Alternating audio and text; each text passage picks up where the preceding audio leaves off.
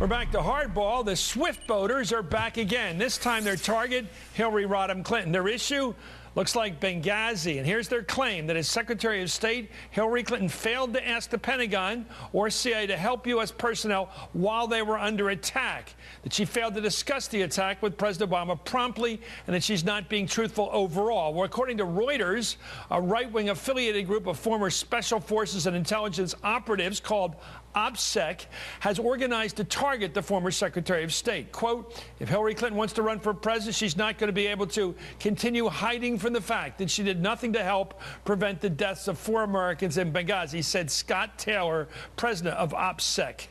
But the Clintons know how to punch back, and in 2007, Bill Clinton said Hillary will never let a swift boat-style attack go unanswered.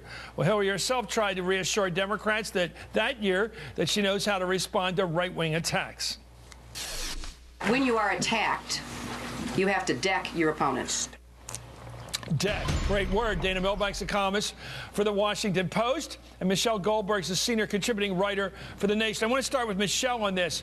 Swift boating is a term of art. It doesn't just mean attack your opponent. It means take something about it, distort it, and then hit him with it. For example, John Kerry.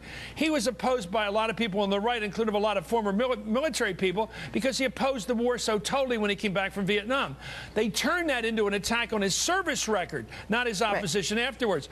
With Hillary Clinton, they're going to take, we all know they're going to take the line, what difference does it make, and say she didn't care about her friend Chris Stevens getting killed over there. She didn't care, so she said, what difference does it make? You know what they're up to. How do you fight that distortion?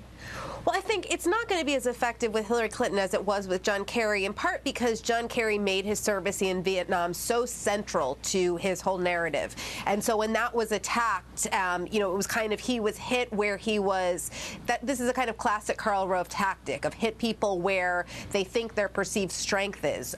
Hillary Clinton's record is much wider than that, and all of this stuff has already been litigated, right? If Benghazi didn't work against Barack Obama in 2012, it's hard to see how it's going to work against Hillary Clinton in 2016. The trouble is, it's like banging your way out of a paper bag, Michelle. It's like, yes, it's been litigated.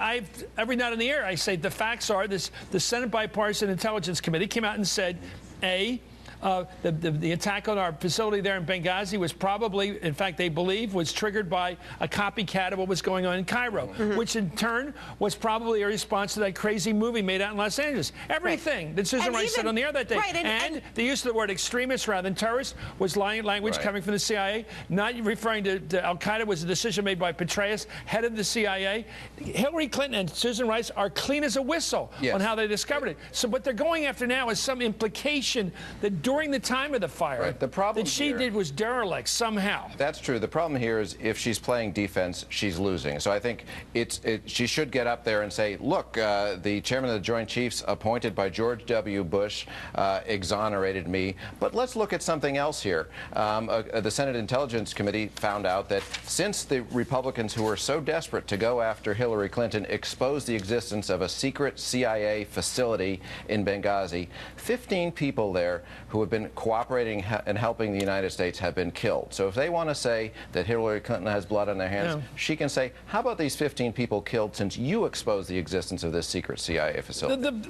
Michelle, how do you deal with a psychosis? Maybe that's the wrong clinical term. A psychological predisposition to believe that Hillary Clinton is evil.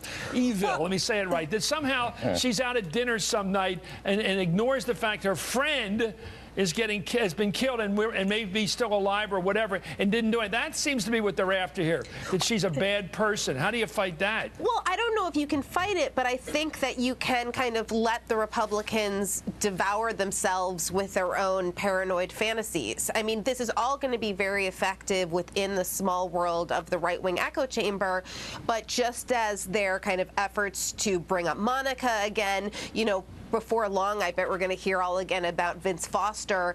Again, it's very effective at kind of whipping up. What happens to the Koch brothers? What happens when the Koch brothers spend $1 zillion banging this into people's heads so they start saying, What's all this about Benghazi? I don't understand. It seems like something bad happened there. What is it? And you just hear it so many times reverberating through your head. I saw what happened to John Kerry, who had a clean as hell record, who won all those medals, and they turned him into some flawed candidate. We saw it works. Yeah. Right, but, well, two things. I mean, first of all, I think you know, obviously, Hillary Clinton is not John Kerry, and they are much more aggressive, and they've already created a team, or there's already a team being put in place devoted to, jumping in and fighting back against all the smears that are inevitably going to be lobbed at Hillary Clinton, or really whoever the Democratic nominee is. You mean David Brock's operation? David Brock. Exactly. Yeah, I think they'll do a good job, but I don't know. We'll see. Let me go back. I get your point, but let me go back to you. And the way it's almost like a sick version of satire. It's not reality. No. It doesn't matter. But and if it weren't Benghazi, they would find something else. That demonization is going to occur. You have to answer it very forcefully and repeatedly. But as I was saying, you don't just want to say, no, I'm innocent, I didn't do that. Turn it around and say what her accusers are actually doing, because they're doing something very damaging to Well, look what the same group did, Michelle, to Obama, saying, yeah, he killed bin Laden, but he took credit for it. Right, Where do you go with that one? But I guess Where do you go with that one? But the point is that this is the same group that tried to use Barack Obama's decision to assassinate bin Laden against him. And, while it's maddening, I think we can look and see how well that worked for them. Well, it didn't hurt him. Right. But I don't know. I think we live in a world where the Koch brothers are going to be a problem for a lot of Democrats, just because they're just willing to. Oil and gas has a lot of money. Anyway, thank you, Michelle Goldberg. A lot of money behind those guys and Dana Milbank. And we'll be right back.